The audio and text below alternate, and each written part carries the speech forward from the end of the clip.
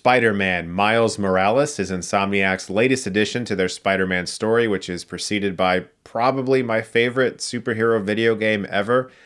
I love the Batman Arkham games. I don't know, man. That Spider-Man game was so fucking perfect. Here you play as Miles Morales, who's getting used to being Spider-Man alone for the first time. Peter is on vacation with MJ, and so he is filling Spider-Man's shoes solo for 2 weeks in New York City. And what I love instantly about that is that you have to earn the respect of the city. The city knows that Miles is not the Spider-Man they've had for a long time. They recognize that he's a kid, and they don't really view him as integral to the health and safety of their city like they do Peter's Spidey. And so whenever Miles shows up to help people, they're like, oh, hey kid, yeah, I was kind of hoping for the other guy. And every great Spider-Man story usually has Spider-Man dealing with his relationship with New York City. Sometimes they love him, sometimes they hate him. Lies are spread about him in The Bugle by J. Jonah Jameson, and of course you get that podcast in this game. Not as much as in the original, he's there throughout. There's another podcast that sometimes plays a little bit more than J. Jonah Jameson's and was by no means as entertaining as his. But the point being is that as Miles, you have to earn the respect of this city, which is great because a lot of films in particular, not just video games, but films, have been making their heroes flawless lately. You see these people who are perfectly trained from the beginning. They don't seem to have any issues. As a character, that's very boring, extremely fucking boring. And so I love that Miles is not just a kid who isn't used to being Spider-Man.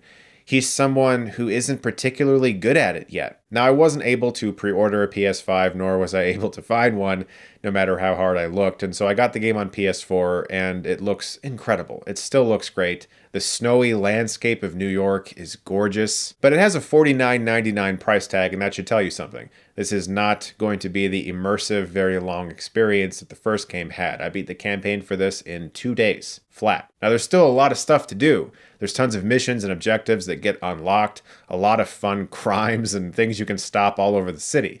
It doesn't mean the game's over. So if you're hoping to play a really in-depth and long campaign, you're not going to get that here. But if you just want to swing around New York City while also being engaged by a fairly good storyline, then you're going to have a great time with this game just as I did. Although at times it can feel very rushed.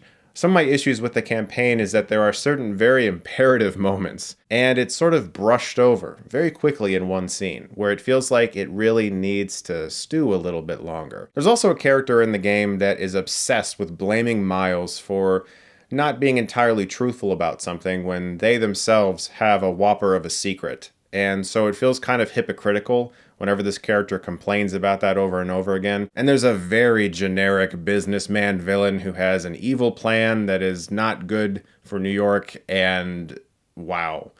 Gratefully, he's not the spotlight villain in the game. Thank God for that. But a Spider-Man game lives and dies on the swinging, and if you loved it the first time around, you're going to like it even more now. The character animations, the body movement, it feels very imperfect in just the right way. It doesn't look like this extremely trained Spider-Man is swinging around New York. You can tell that Miles is getting into it and sort of figuring out how everything works. I loved that about it. Yeah, he looks like a badass, but he doesn't feel like he's been doing it for very long. This game also features a new combat technique where Miles can generate bioelectricity, and he can charge up generators, and he can repair things that are broken, but most importantly, he can punch guys really fucking hard with lightning fists. It's extremely satisfying every time he does it, and the game has various upgrades where you can learn new ways of doing it, and it gets to a point where you kind of feel like a god. The game takes place on Christmas, and I love the look of New York with the winter and all the Christmas decorations, and Insomniac spared no expense. John Hammond would be very happy. You go to the Daily Bugle and you look in a window and you can see that inside this person's house, there's Christmas decorations. That attention to detail is extremely impressive. I did encounter a handful of glitches in the game. I'm assuming this could be just my playthrough. It could happen anywhere. There were times where I loaded as Miles and I was just a head. None of my body or clothes loaded.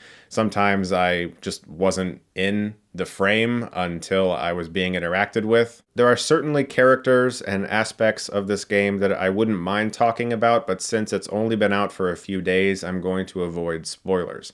I will say that the game does have some surprisingly emotional weight to it, And I think my favorite thing about the game is really just earning the respect of New York City as Miles Morales. So although the story isn't as immersive as the original game, I still found this to be extremely fun, and I can't wait to see more stories set in this universe. I'm gonna give Spider-Man Miles Morales an 8.5 out of 10.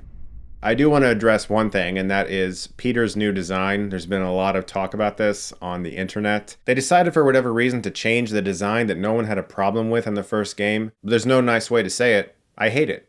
I think it actually ruins a lot of what I loved about that character. It's like they heard me in the first review say this is my favorite Spider-Man incarnation since the Raimi films and went, too bad, we're gonna change it. It just reminds me of that old saying, if it ain't broke, don't fix it. There was nothing wrong with it.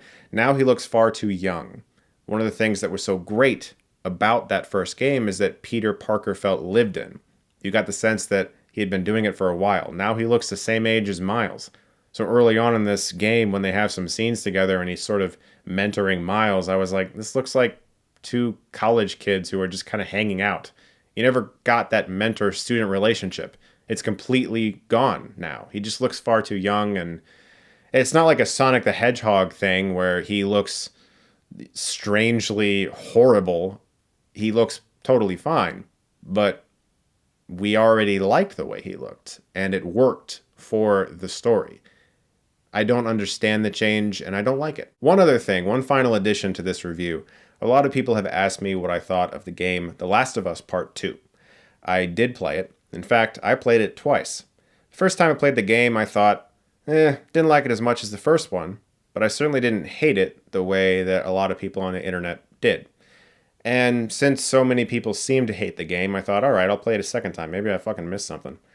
I played it a second time, and I was like, yeah, still don't like it as much as the first one, but I don't hate it.